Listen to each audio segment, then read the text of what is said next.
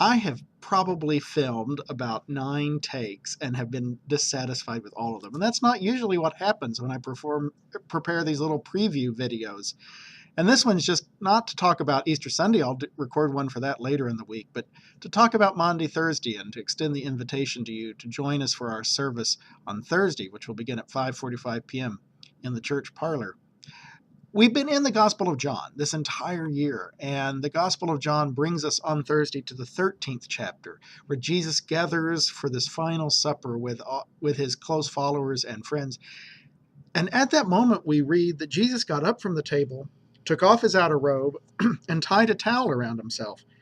Then he poured water into a basin and began to wash the disciples' feet and to wipe them with the towel that was tied around him. And he uses this as an example of how we're supposed to care for one another. And of course, this entire Lent, our theme has been a healing spring.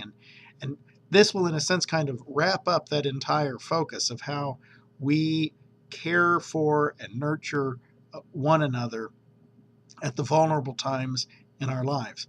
And foot washing is a very common practice on Maundy Thursday, done throughout the church and throughout history.